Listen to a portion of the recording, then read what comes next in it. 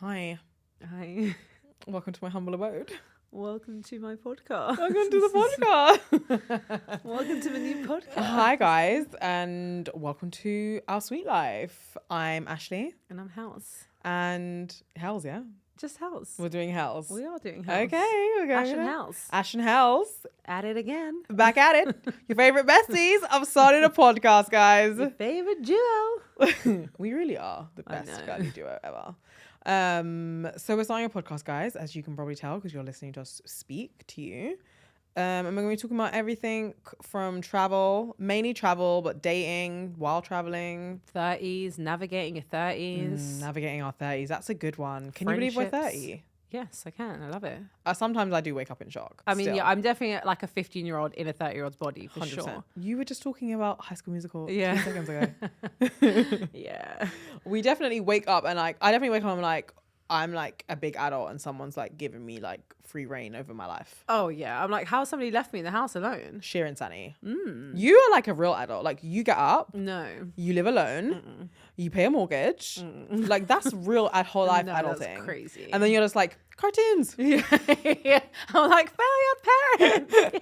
Yeah, it makes no sense. I'm like, pancakes. Woo. I think it's been a long time coming that we started this, but we just felt like we wanted to create a space for you guys to feel safe.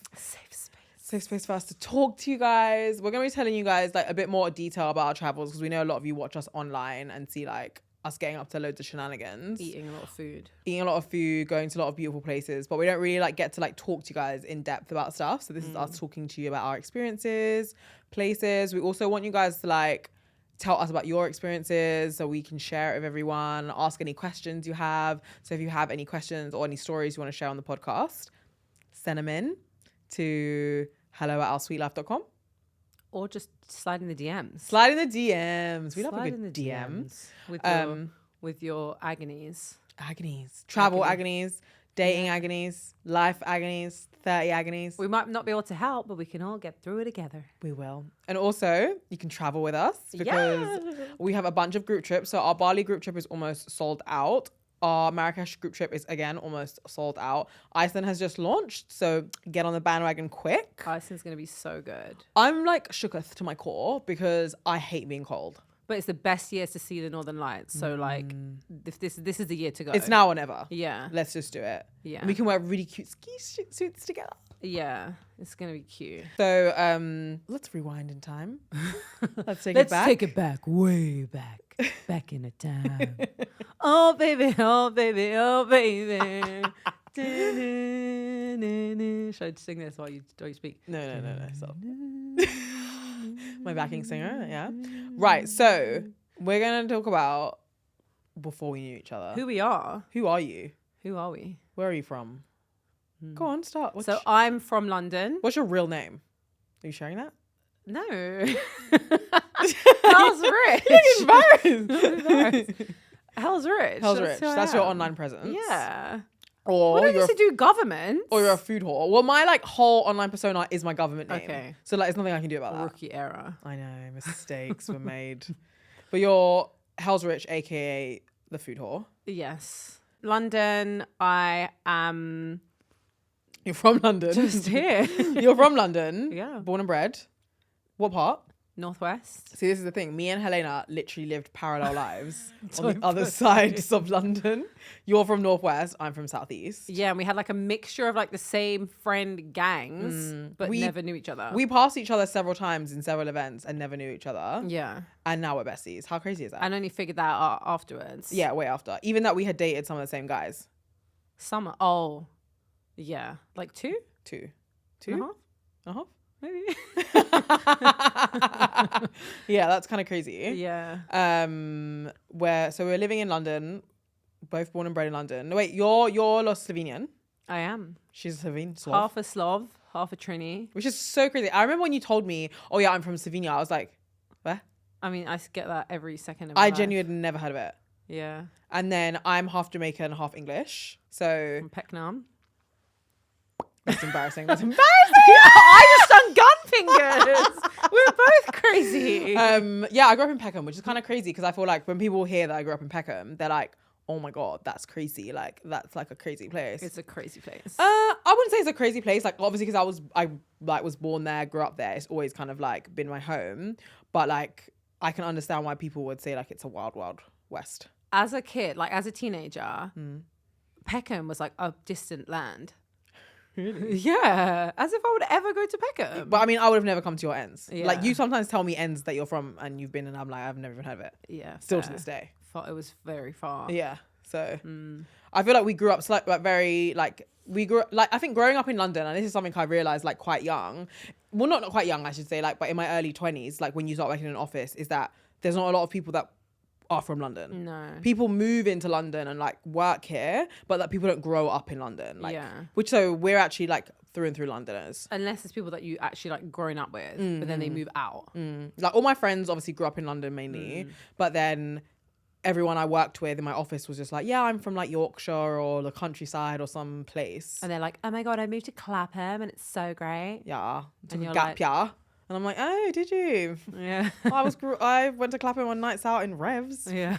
Like, do you know what I mean? It's like a completely parallel, like, it's like we live in a parallel universe, like growing up in London. So then how did you get like into content creation? Tell the peeps. I had a blog when blogs were a thing. Did you? I had a fashion blog. Did you? Yeah. Oh, really? That makes Yeah. sense. You are quite fashionable. I had all different names for it, and I was just obsessed with like going to Fashion Week and like getting my photo taken.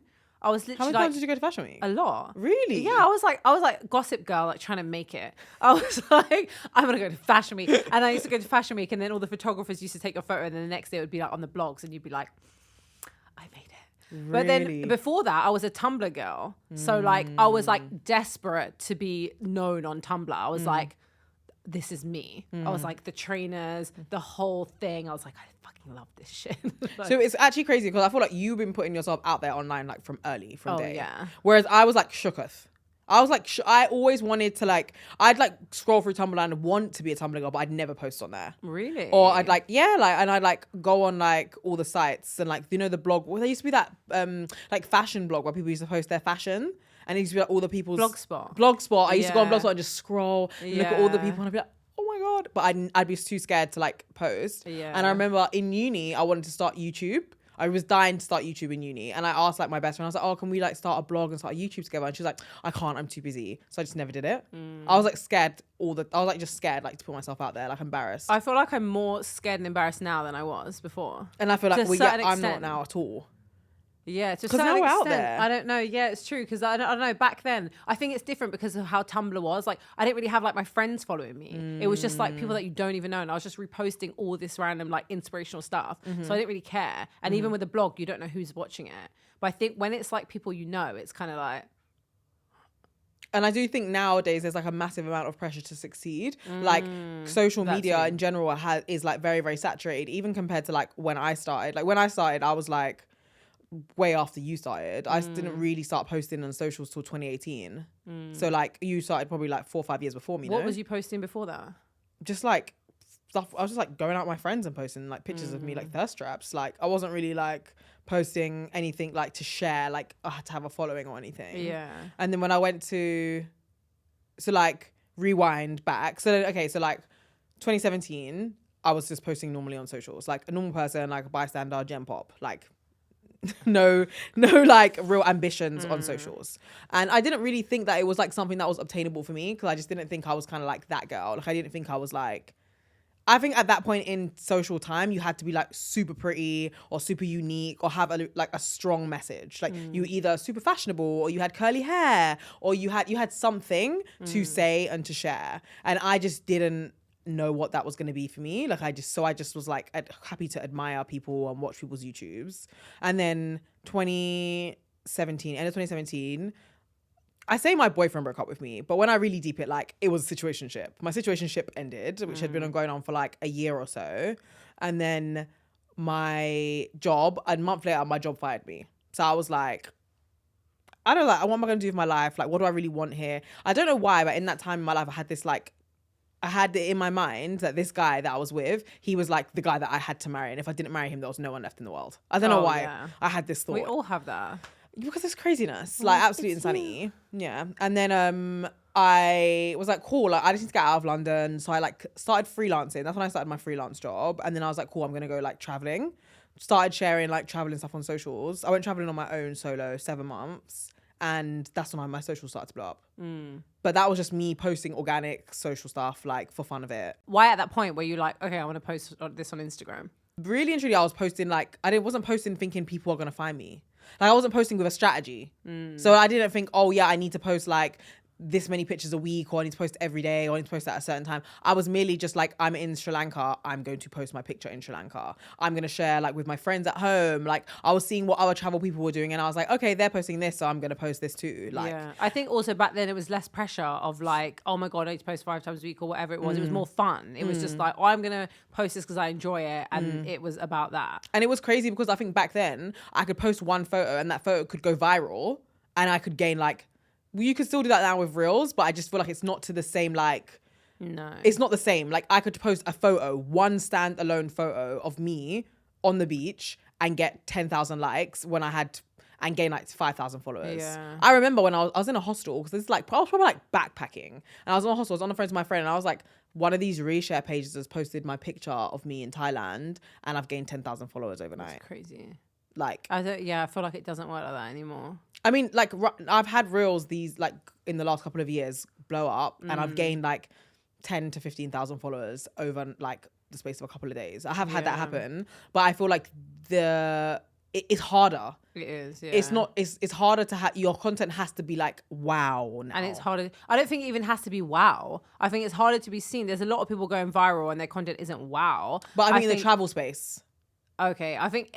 generally as a space, whole no. On Instagram, like I just think it is like luck of the draw because like some people be showing up on my Reels explore page all the time and there's nothing that's like wow about it, but like their content's one of them's done well and then it's like, oh, their next like 3 posts are also being shown. Do you know what I mean? Or it's like thirst traps, you know? There's certain videos that are like, okay, this guy's got little shorts on and whatever he's running. And it's like it's like, you know, he's going viral. It's kind of like there's nothing wow about it, but people were in the comments saying stuff. Yeah, I think it's like back then, it was easier to go viral because things didn't have to really say much. You was doing your work with one photo. I also think it was more about like the talent. It was more about this is a really beautiful photo or this is great photography or this is great creative. Whereas now, it doesn't have to be about that anymore. Yeah, I think there's like, everyone has their own thing. But anyway, we're going off the tangent. So anyway, yeah, so that's when my content started to blow up. And then I came back to London. And I was like, brands started to reach out to me and I was like, oh shit, like I can make this my job. And then here we are. I feel like I never even knew that it was a job. I remember getting paid like £50 for a post and I was like, oh my God. Well, I remember the first time a brand approached me, it was Hostel World and they offered me £50 for a post. And I messaged my friend who worked in PR and I was like, is this good? And she was like, no. Oh wow. She was like asking for more money and I was like, oh really? And she was like, and I was like, £50 like for nothing basically. Yeah. They gave me a free stay at this hostel. And then I was just like, she was like, no, ask for more money, and they were like, we can spread it to 150. And I was like, okay. But like I think back then, like compared to like what you get now for brand deals, like it was a completely different world. Yeah, it was. And brands didn't have these budgets that they do. Like now they have like specific certain budgets for specifically influencers, whatever. Before it was just like, maybe we'll pay them £50, like that sort of thing. I think a lot of stuff was gifted back then. Yeah. And I think it's like, people still take a lot of gifted stuff. Like a lot of people take a lot of gifted items and like people still take like a lot of gifted trips and stuff. But like when I think about what I've been paid for some jobs, it's kind of ridiculous. But I also think like back then, posting on social media, it felt like we were doing the brands a favor. So it was like oh, like we need them. And now it's like the pages have turned where they need us. Like posts can get so much reach and whatever that they need us more to be promoting their product. And I think we understand that more now. Yeah, it's definitely like an industry that has like transformed so much in the last like, because even when I came into the game, like the people had just started to get paid for stuff. People were like making it their job, blah, blah, blah. People were doing blogs and stuff. But like now it's like, people are making millions off social. Yeah. So it is kind of a crazy turn of events. But anyway, so then we met. Yeah. became your favorite duo that you never know you needed on Instagram. that Which we I didn't kind of even. feel like I have a lot of Instagram friends these days. Like, So do there's I, a lot of people actually. who like I've just like followed and whatever, and then you just kind of like click with, connect with, might do the same job or like have similar interests or whatever it is. And it's easier to find people who have similar interests because they're posting like kind of like same stuff to you. So you're like, okay, this could be my mate. I think the thing about it is like in your 30s, like starting new friendships can be difficult, or late 20s even. Like because I think up until like, what's it called? Up until like you go to a real job after uni, like all your friends are kind of like within your environment. So like secondary school, university friends, like work job friends. So then when you go like into this kind of industry, you're kind of working on your own. So unless you have like an assistant or like your boyfriend who helps you or something, you kind of work on your own most days. Yeah. So I think like you have to use this platform to find people who are doing the same thing as you to become friends with. Otherwise, you're just going to be alone all the time. Yeah. Like, so it's easy. And then I guess like for me, like when I'm going on press trips and there's other travel people there, it's easy for me to become friends with them because like our interest is travel, is creating content, and like it's easy to help each other. So then you become friends kind of thing. Yeah. It's kind of actually interesting that we became friends because we were working in completely different niches. Like I was doing travel, you were doing like... I was doing travel writing then. Oh for the yeah, magazine. oh yeah. So that's why, because I was doing it for their website. Okay. So I was creating content, but it was more just like long form, like written content. I was a travel writer. Do you still do that at all? No. Would you do it again? I can't believe I used to write full articles. Was it, Like that was like university life. like, Felt like what, like dissertation? yeah, I did like can't remember how many thousands of words I did for about Costa Rica. It was wild. What magazine were you writing for? House of Cocoa. Oh, nice. Yeah. Nice. Look It was at a time. I you. did a lot of stuff for them. You're a bit of a jack of all trades. I mean, I've lived multiple lives. I've lived like the acting life, the the writer life. Yeah, not the acting. I was a presenter for how many years? For who? Like YouTube. For who? I've interviewed like all like the R&B stars, like Nick Young, a LA basketball guy. Like, Go you. I know, it's all over YouTube if you want to see my work. No, I mean, I'm not doing that anymore. But. It's crazy because like we were like different people before we met. Like I was like an interior designer. I had like a real Yeah. job. Like I went to I an had a real office. job. Like not to say that what we do now isn't a real job, but it's very different. Like I went into an office. Like I had a boss, hated. I had like the boss that fired me, racist, sexist. Yeah, I had like some really awful times at work. Yeah. I had some great times, but I had some shit times too. I think we all, like when I worked, we all bonded over how crap it was at every job. And that was like the best thing, meeting people, because you were all just like, this is awful and terrible and we're getting treated like shit. And I think the funny thing is, so I have this vivid memory, like I'll never forget this, of like being on the phone to like one of my best friends, and I was called her after work, and I was just like, I just hate my job. Like I just go into work every day and I just hate my life. And she literally was like, I'm tired of this. I'm tired of you calling me every day. You're just telling me that you hate your job, you hate your life. Let's make some changes. And at that time, I felt like what she was saying was so unimaginable. Changing, like quitting or like changing what I was doing. I feel like if I hadn't been fired, I would have never ever taken Really? any of these leaps. 100%. Honestly, I was a quitter. The minute I didn't like it, I was like, I'm out. I'm just sticking it On out. to the next. And the thing, my reputation with my friends was, oh, she'll always find a new job. That's what I think they think of me now. They're just like, oh, she'll do what she wants to do. Like, she'll find what she wants to find. But, like, I feel like at that time, I was shook. Like, I was scared to leave my job. I was like, I don't know why. I just felt like every and anything in my life, if I ended it, there was nothing else. Really? Yeah, I just had this massive fear. I even dropped out of uni and I was like, nah, I'll figure it out. I finished uni. I actually enjoyed uni. Uni was an enjoyable part of, like, my life. Like, I did really well. I got a first. I feel like I did enjoy it, but I don't know. At the time, I wasn't sure what I was doing. I wasn't sure what I wanted to do.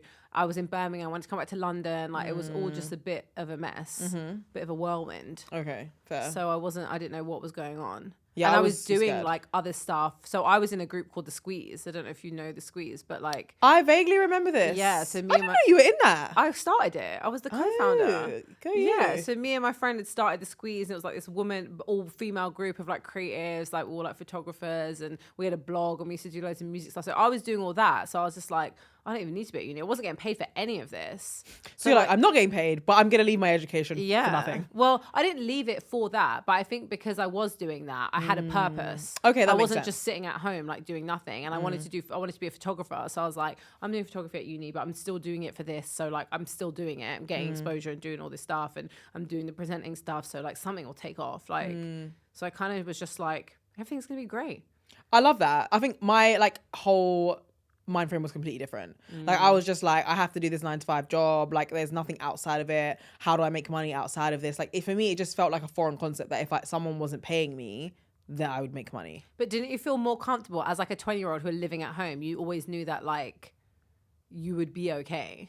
Yeah, I did. But like I also just didn't want to like, I didn't want that. Yeah. Like I knew that I wanted to like have a great career or do something that I loved, but I just felt like I wasn't finding it. So it was quite frustrating for me because I was also quite scared to like leave. And then I think when I got fired and then I got my freelance job, like I think I got fired on like the 3rd of January, let's say. We went back to work. I got fired within the first week of January.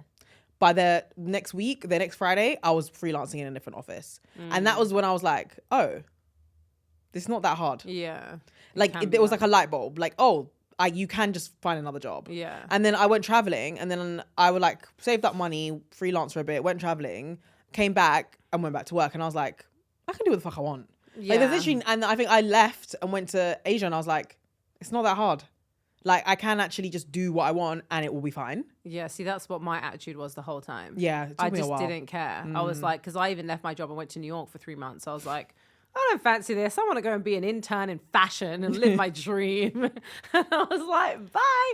And went to New York for 3 months and did the whole Devil Wears Prada and was absolutely hating life. I think that's the thing though. I think it's good that you took those leaps because I feel like I spent the like first 5 years of my 20s just like working and like being consumed by a job that like wasn't giving me any return. Yeah. And like, I'm not going to say I was a bad designer. I think I was a fairly good one. But at the same time, I'm also not going to say like, I was never going to be on the front of like Architects Digest. House and Living. Or House of Living as the next greatest mine in design. It just wasn't like my calling. Like I wasn't that passionate about it. I think maybe also because you had a degree, you were like, I should really do something with this. Yeah, 100%. You weren't just going to be like, go and like quit your job or whatever. You were like, this has to like be for something. But also the money was shit.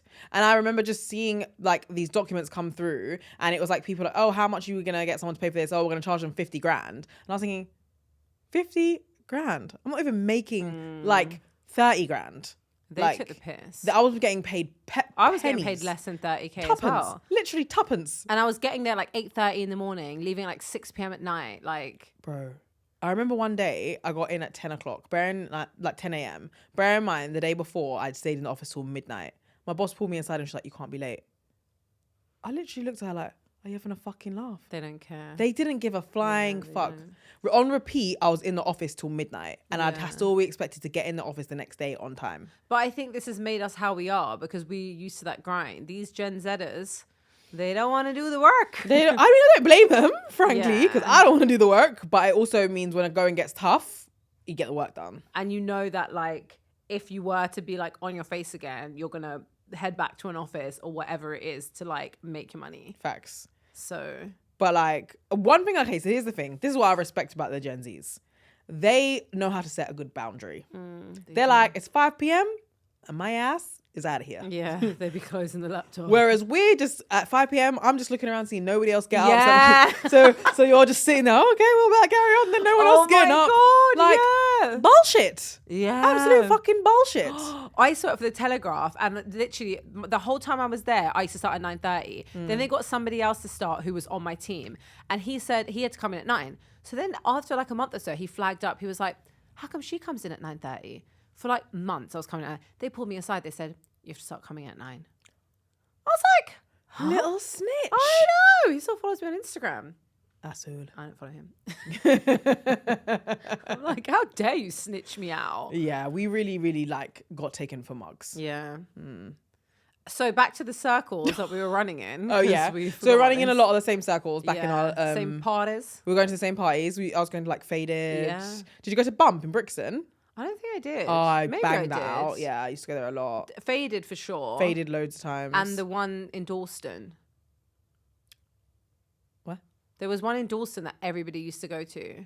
Oh, and it was in that like underground basement Downstairs, place. Oh, and it yeah. was so dusty. Yeah. But it was a good time. What Yeah. was it called? I can't remember.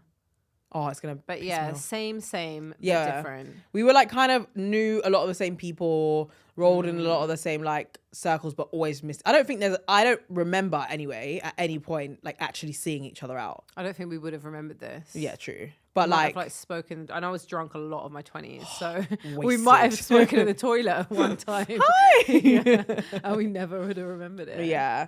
And then we met on Instagram, and then we ended up in Bali together randomly. which was actually by chance, but I actually think that like I believe in God, you believe in the universe. They planned it.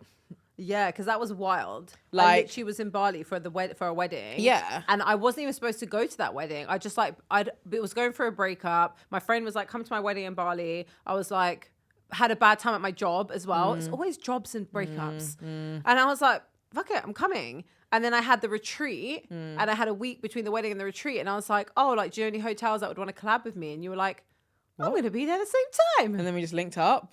And we just had the pink beach. Had the best time. Yeah, it was actually so And fun. it was just like, but I think what really cemented our friendship was the road trip in Italy.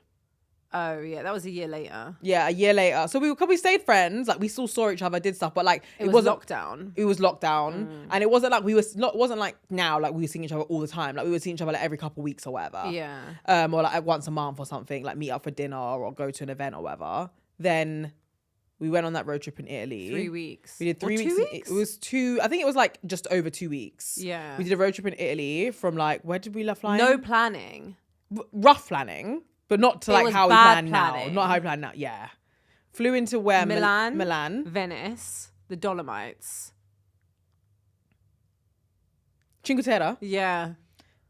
Rome. No, we did Rome last. Tuscany. Cinque Terre, Tuscany. Yeah, Tuscany. Naples. Amalfi. Rome. Because we almost broke down on that way back up. Crazy. That was actually crazy. We were driving like, you were driving. In the Fiat 500. We downgraded. We asked for the downgraded car. We're crazy. That was wild times. And we drove around Italy and we cried in the car, bonding over like our parents and trauma and dating and stuff. Why is it always like you were going through a breakup and I had no idea. Yeah. It was so jokes as well because you would just be like, oh, I just need to call my boyfriend. And then you'd go off and I could literally hear you shouting on the phone to him, and then you come back in the room and act like nothing had happened, and I was like, fuck it, I'm just gonna pretend nothing happened too. Like the first night we got there, I snuck out of the room and I was on the phone to my best friend and I was like, I'm coming home, and he was like, you're not, you're staying there, and I was like, I'm gonna tell her something happened and come home. And you were like, my friend's going through a really bad time, I need to go there and be there for her, and I was like, where? Yeah, I was legit. I was like, we just got here. This close to leaving. I was like, we just got here. What do you mean? Like, we've got all these plans. And I was like, oh, I guess I'm just going to go home too then. That's crazy, because what would have happened if I'd have left? I don't think we would be as tight. No, I don't think you would have spoken to me. You would have been like, I would have spoken to you, but I was like, you're crazy. Like, I'm like, I don't know, she's flaky, man. Literally. Like, but then we traveled around, we bonded, and then like we've just been doing this since, really. We just got tighter and tighter, which is kind of crazy. It's been 5 and I think years? also everybody else in our lives has like went on different paths, and we kind of like been on like a very similar path. Yeah, 100%. And I was also like, 3-4 years deep in singleness at that point. Yeah. And then you became single, and then we were just like doing up single parade around London. I mean, we weren't really. The single parade was very dry and boring. Well, no, it wasn't single parade as in like, we weren't like slagging around town, but we were like traveling the world. Yeah. And having lifetimes worth of experience, you know, true. like doing like, we were doing eat, pray, love singleness, Yeah, I definitely not was. slagging. Because dating is hard, man. We did, because we did Bali, Italy. We just didn't go to India. We If should have went done to India. the ashram, Yeah. then we would have ticked them all off. You would have loved that. I probably ended up leaving you there in a cult. Oh, I would have been in the ashram. I'd 100. love that. I don't know about that. We need to do India. I would like to go to India, but I've heard it's best to go like in a group, like with men, like just for like safety stuff. Yeah, fair. But okay, so then now we just travel. So we've also had like different experiences about like the craziness of being a teenager in London. And I don't think we thought anything of this until we spoke with our friend who wasn't from London. Oh my God, and yeah. she was like jumping into like the sea for fun. And Yeah. we were like, getting drunk in the park and Yeah. like doing modeling jobs and doing weird stuff. The modeling Modeling jobs. jobs. Oh, Wait, firstly, my can we God. talk about not the modeling jobs, but the circles that everybody used to do photo shoots in? Yeah, that is part of the modeling job. That was the Okay, scam. fine. So Yeah. it was like there used to be this scam. If I worked for if you were them. in London, it's part of the scam, you would know about this. So like you're walking in London, someone comes up to you. Yeah. Oh my God, so beautiful. Have you ever thought about modeling? Yeah, you should come down to my studio, mate. So then obviously gassed up 17-year-old me says, yeah, I want to go. My dad tells me, do not go. Do not spend this money. This is not good. And it was cheap, but not that cheap at the time. When you're 17, £200, a lot of money. I worked on the phones doing the calling. Doing the Hi, scamming. Ever wanted to do a photo shoot? Scammer. Scammer. And then you'd go there and they'd get like a professional makeup artist would do like your makeup, and then you'd have your outfits, and then they'd be like, okay, we're going to shoot photos of you all around this place. And they kind of made you feel like you were going to get these amazing photos, which you do get photos off, I guess. And two, this was the launch of your modeling career. Yeah. I never had one. I worked there. I never had one. Bro. How was the studio? Was it an actual photo studio? Well, there was the circle thing. I remember the circle. Everyone sits in the circle. There was like this wall that you lean against. It was very small. There wasn't a lot there. Crazy. And you do like these different little shots, and then you get your photos. You don't get them printed out. They give you like a disc. You have to pay. And I remember I got my disc, and I remember I hid it from my parents because I didn't want them to know like what this disc was, because they had told me like verbatim not to do this photo shoot. Yeah. And then they were like, yeah, we'll let you know if any like modeling stuff comes up. Never heard from you again. But was it a thing as like a 17-year-old that like we all wanted to be models? Yes. Because why was it such a thing? I was on this website called Model Mayhem, and I thought this is the launch of my career. And I legit was like taking photos of all these people who were like time for print, which means like you go there and like you spend your time and then they give you the photos back. And I legit went to this guy's house once, and he had this like 17, craziness. Yeah. He literally had this like studio set up downstairs, and he was making me wear this like a bandeau scarf. This is giving not good. And I Child was abuse. like, I'm not sure this is like okay. And I think like I did a few photos and I left. There was like one where I was like looking through the hole in like the bangle, and I was like, the whole of the I probably bangle. still have them somewhere. But it was really bad. There was like me with like a vase. Like it was just all these like creative things. But now when I think about it, he was probably like 30 plus, and I was literally like in his house with pretty much like not a lot of clothes on doing this photo shoot. And I was like, this is not good. No. But I thought this was like my career. No. Craziness. Very crazy. I done more crazy stuff. You did do more crazy I stuff did like a lot that? of crazy stuff. I used to do And- like catwalks. What? Okay, I never did that. Like Catwalks. ghetto catwalks. Oh, I think I did one ghetto catwalk. Did you ever hear of Rip the Runway? Yes. I did Rip the Runway. I was a Kojo Funhouse girl. Was you? I thought that was, I was like, this is it now. Because like, we used to get paid for it. Oh, did you? Like, not a lot. But I was like, this is my life. Oh my God. I was like, You I'm were living a gassed. dream. You really, the thing is, like growing up in London, I do think it's like a simulation. Yeah. Like all these things are like crazy. Like Crazy. why would we why were we just going to random modeling like places and taking modeling photos? Like why were we doing fake modeling shows? Why was like, this everybody's dream? why did we all want to be models? So confused. I don't get it. Like I don't get it. It's very weird. I even did one with my friend, and it was like, this is so embarrassing. Like if anybody has this on video, I'll literally die. We had to like walk down this, it was for like some catwalk show or something. And we'd like walk down the catwalk. We had to dance on the way down. So it was like, and it was just like these three guys just like judging us. And we were like 17. We were like, Judging you for what? I don't know, to see if you get through. Through to what? One of them I ended up dating. But what were you getting through? I don't to? know. It was like everything was like a fashion show back then. Yeah, but like, where were we going? We wouldn't get paid for any of these fashion Yeah, shows. it was Like, all why did we free. think that we were going to be the next Naomi Campbell? None of us are even tall. Yeah. Do you know what it was? Britain's Next Top Model and times. America's Next Top Model that put us onto this. I'm not gonna lie. When you look back at those shows, they were janky. So bad. Like, what the hell? Yeah. Like, it was actually craziness. I think it was those shows that steered us wrong. Hmm. Because my sister did Miss England. She done a whole photo shoot. She put flyers up around like the town. And what, for people to like vote for her? Did she win? No. Oh, sad times. She's black. She ain't gonna win. Do you remember there used to be those? I don't know if they still do it, but like in the newspaper they used to put like model wanted, and they used to have like modeling competitions for like kids. I feel like surely these were like Weird. not good, like crime things. Like I don't want to say the word, but the word. I mean, I'm lucky because 17, like now, I felt grown at the time, but now I'm like, 17's young. So you're young. a child. And I was going to do all these things, like, with no find my friends, nothing. Yeah, this is the thing. And I was saying this to my boyfriend the other day because he was saying how his little cousin was getting in an Uber on her own and she was 17. And I was like, I don't think that's safe at night. I think like we should pick her up because, and he was like, why? And I was like, I was thinking back in the day, we used to like literally get on the bus. We would get on the bus. I'd get on the bus after a night out drunk. And walk to your house. In the dark in Peckham. Yeah.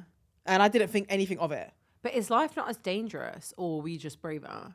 I think life is as dangerous as it was then. I don't know if it's worse, but I just think we didn't know any better. Like, we just didn't know any better. There wasn't Uber. There was, like you said, there wasn't iPhone. There wasn't. I had a Nokia 3310 or whatever. Yeah, like, Sony Ericsson. you didn't have these like options to And like once for your battery safety. died, you're done. Dead, done. Like, I remember you getting on the bus. We're in the back of the bus drinking Alizé. We used to do photo shoots. Oh, yeah, do you remember Alizé. going to the rave? And why were we all wearing? Office attire to the rave? Oh yeah, the peplum. Someone let me know The why peplum this. tops. But even not just us, the men then were wearing real shoes. Yeah, Real shoes, it's shirts, true. everything. Like, why were we doing that? Yeah, the rave outfits were crazy. Terrible. Do you remember Jeffrey Campbell's? Yep. Did you have them? Of course. The spiky ones? Yes. I had like 3 pairs. Like, where do we have the money for this stuff either? I was to say, was I rich? 'Cause, where like, was I getting the money from to buy 3 They pairs were of like Jeffrey £70. Campbell's? Yeah. That was like a more. lot of money back Were then. they not more than that? No, I think I was about 70 quid. My friend had the ones that were like, you know, the ones that had like no heel. Oh, they were weird. So bad. I don't understand why we had these things. I don't understand where we were going at 12 o'clock at night. Like, and the thing is, if you ask my parents, they didn't realize I was obviously out there doing these things. No. They just thought, yeah, she's going to her friend's house. Did you used to go to any like under 18s parties? Like Choice FM, oh yeah, Junior Jam. Junior Jam. I never went to Junior Jam. Wasn't allowed. I went to Junior Jam. But I don't 'Cause think it was far. I didn't tell my mum where. Yeah, so far. I think it was in like Hammersmith. Maybe I live in Peckham.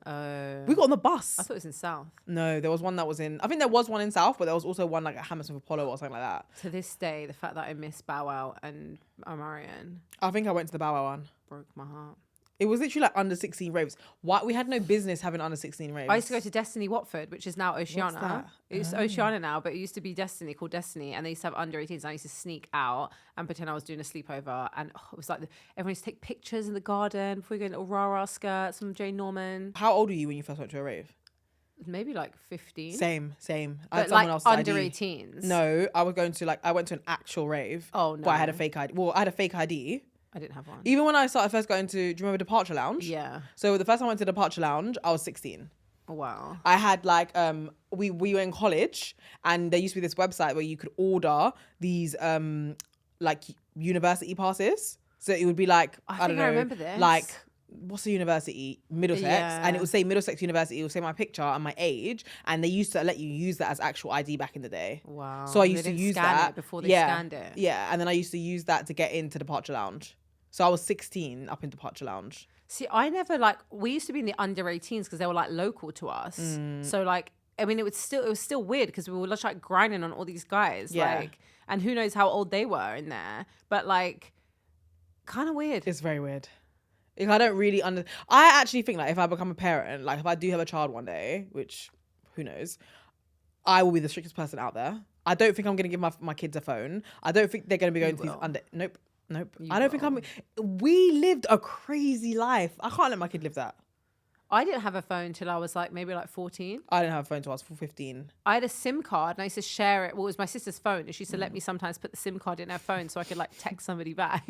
I used to know people used to call my house phone. Do you remember when you call your house phone? Like they'd ring once and then ring again, so like from the first ring, go down to answer the phone. Oh, I never had that. Yeah, we had a code. I remember once a boy rang my phone from primary school, and I was just like, never call her again. Did you do a 5-day pass? Yeah.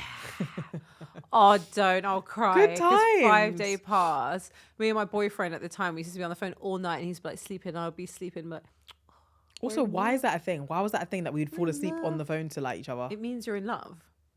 No, it doesn't. It did. It was weird. For those times, it meant you're in love. Like we're on the phone to, oh yeah, okay, bye. we never used to say bye. No, there was no bye. Like you're just like listening to someone sleep on the other Yeah. end of the line. Weird. And then at 7, you'd wake up and be like, I'm going to school now.